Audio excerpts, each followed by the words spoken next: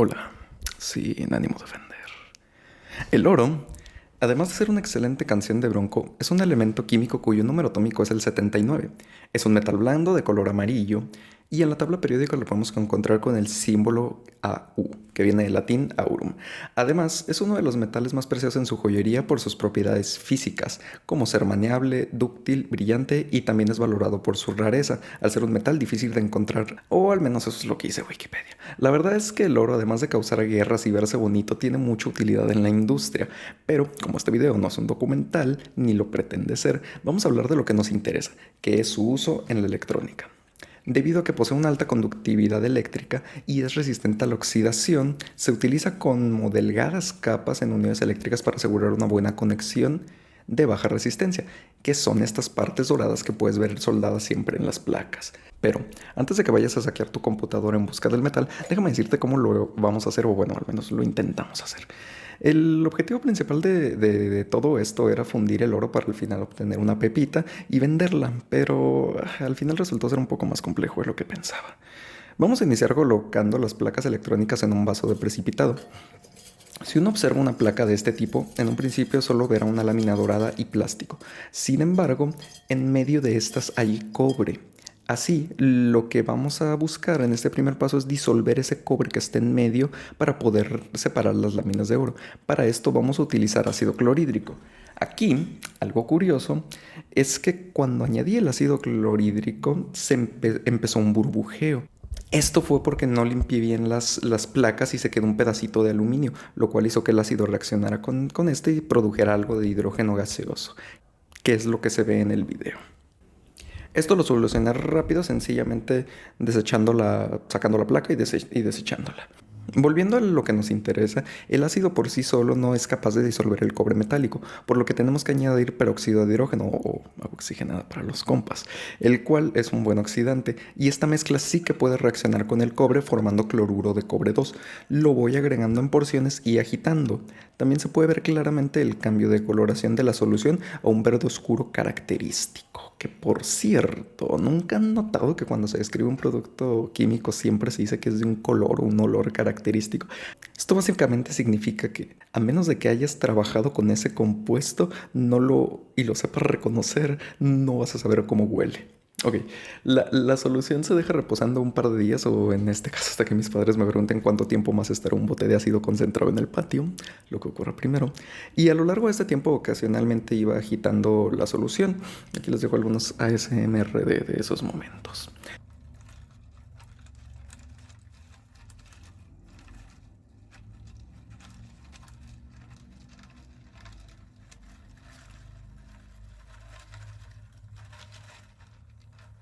Una vez pasado el tiempo, viene la parte divertida, que es filtrar y limpiar todo. Para esto sencillamente utilizaremos filtración por gravedad. La idea fue la siguiente: filtrar toda la solución de cloruro de cobre 2 y reservarla. Después, en el vaso de litro quedarían las placas y una a una las fui sacando y lavando con la piseta para retirar las láminas de oro que estuvieran ahí junto con el excedente de solución. Esto fue tardado. Y por lo mismo que fue tardado, se me hizo una buena idea comenzar a picar el filtro con el batidor para que la solución cayera más rápido y, según yo, ahorrar tiempo. Pero pasó lo siguiente. No mames.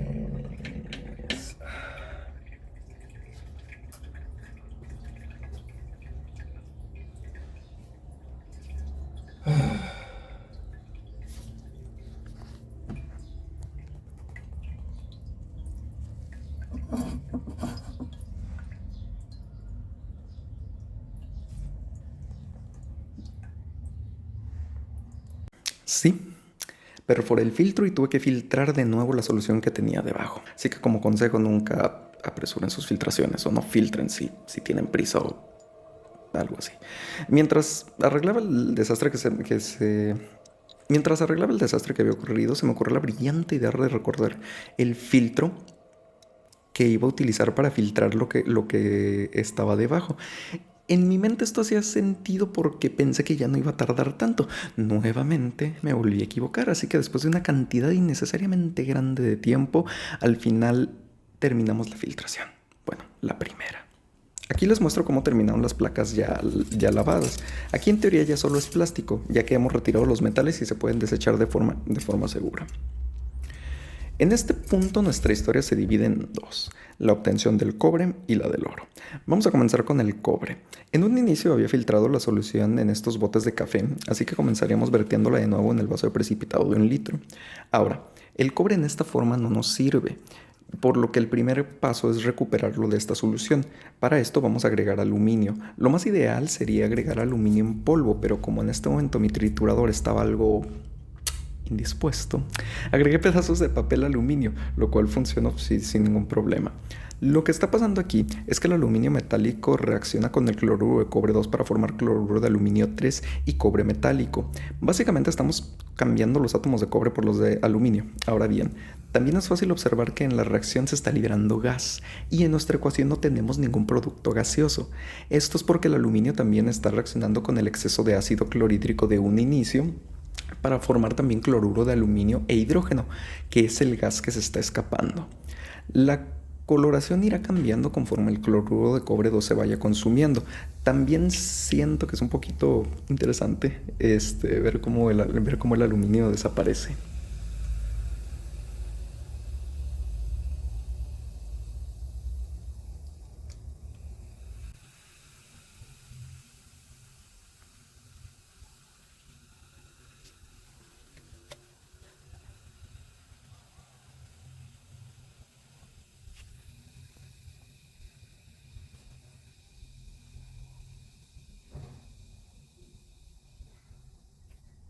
Poco a poco, el cobre se fue depositando en el fondo del vaso y para el aluminio, en mi caso, agregué el peso estiquiométrico tomando en cuenta el valor de cobre que había supuesto que contenían las placas, que creo que había supuesto como el 30% del peso, un tercio del peso total de las placas como si fuera cobre.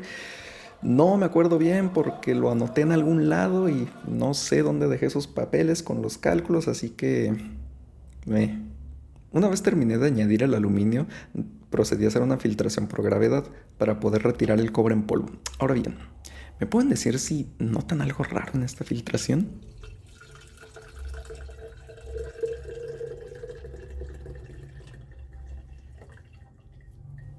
Exacto, no se está filtrando ni madres. Aquí intenté varios métodos para poder solucionar este problema. Cambié el filtro, puse 2 filtros, puse 3 filtros. Cuando todo seguía igual, un recuerdo vino a mi mente. Cuando estaba terminando mi trabajo final para poderme titular, tenía un problema muy parecido con unas cosas que sinteticé que se llamaban hidrocarbones. Parte de esto siempre pasaban los filtros y dejaban la solución turbia. Así que, con mi experiencia en filtrar pendejadas, hice lo que cualquier persona medianamente funcional haría para arreglar sus problemas. Nada. Literalmente nada. Dejé esa cosa reposando con la esperanza de que todo el cobre se asentara en el fondo y al día siguiente poderlo filtrar. Y funcionó, porque el cobre es mucho más denso que el agua y aunque las partículas fueron muy pequeñas y pasaran los filtros, seguían siendo lo suficientemente pesadas como para irse al fondo. Ahora, lo que sigue es retirar la solución sobrenadante lo más que se pueda sin perder nada del cobre. Ahora bien, no quise evaporar esto porque al final de cuentas sigue siendo una solución muy ácida. Así que lo que hice fue transferir todo un vaso más pequeño y agregué una cantidad de agua para lavar el cobre, con el fin de que se precipitara y poder retirar de nuevo esa agua sobrenadante, para poder volver a lavar el cobre y esperar a que se precipitara, y así retirar de nuevo esa agua sobrenadante para poder volver a lavar. El detalle es que para que el cobre se asentara bien lo tenía que dejar reposando un día entero, por lo que este lavado me tomó una semana.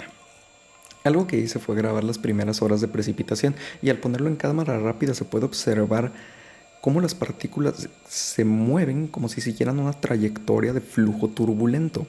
Y esto es curioso porque en teoría, o sea, bueno, lo repito, esto pasa durante 2 horas, pero durante esas 2 horas parecería que no pasa nada, pero realmente dentro del vaso pues hay un flujo, existe una velocidad aunque es extremadamente pequeña, lo cual se me hace muy interesante, ¿no? Fascinante, como diría el güey de ciencia.